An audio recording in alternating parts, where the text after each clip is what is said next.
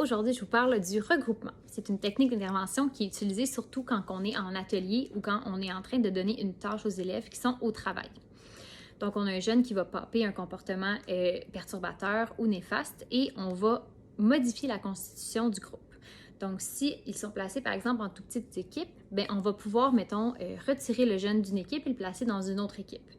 On peut aussi faire une modification totale, donc retirer le jeune de la classe pour le placer dans une autre classe, le temps de la transition, ou ça peut être une modification à l'interne, donc dans le petit groupe que le jeune est déjà placé, on va juste modifier sa tâche.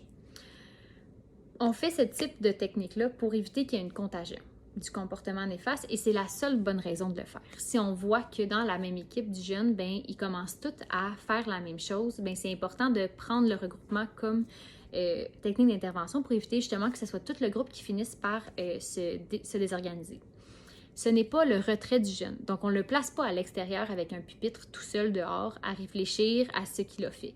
C'est vraiment pas ça. C'est juste de changer le contexte d'apprentissage ou la tâche ou l'équipe d'apprentissage pour donner une autre chance à l'élève de remplir la tâche. Donc, on ne le punit pas, on lui donne juste un autre contexte d'apprentissage. C'est à éviter en total, si c'est vu comme une punition par l'élève. Donc, si on le retire de notre classe pour le mettre dans une autre classe, s'il voit ça comme un rejet ou une punition, bien, c'est à éviter. Au niveau partiel, donc de retirer le jeune d'une équipe pour le placer dans une autre équipe qui fait la même tâche, c'est à éviter si ça l'encourage des préjugés déjà existants dans la classe. Donc, si le jeune est déjà étiqueté comme quelqu'un qui fait jamais ses mathématiques ou qui est pas intelligent ou qui se fait traiter de stupide. C'est des choses comme ça qui sont dites souvent à cet élève-là, bien, on va essayer d'éviter de le changer d'équipe parce qu'on fait juste entretenir le préjugé du reste du groupe, dans le fond.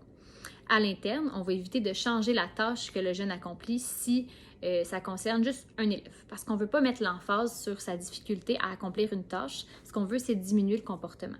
Donc, si les gens ont tendance dans votre classe à faire comme « Ah, c'est drôle, lui, il fait autre chose », ça veut-tu dire qu'il est cave? On évite de faire de la restructuration interne. Donc, c'est cela. Moi, le regroupement, je trouve que c'est une technique qui est hyper le fun parce que ça permet justement de donner une autre chance dans un autre contexte. Fait que ce que ça donne comme message à l'élève, c'est « Regarde, peut-être que c'est l'environnement autour de toi qui fait en sorte que tu n'es pas capable d'accomplir la tâche sans avoir de comportement. Fait qu'on va essayer autre chose avant de tomber dans les punitions ou dans les mises en garde ou dans la clarification, la confrontation. On va vraiment juste te donner une autre chance d'accomplir la même chose. »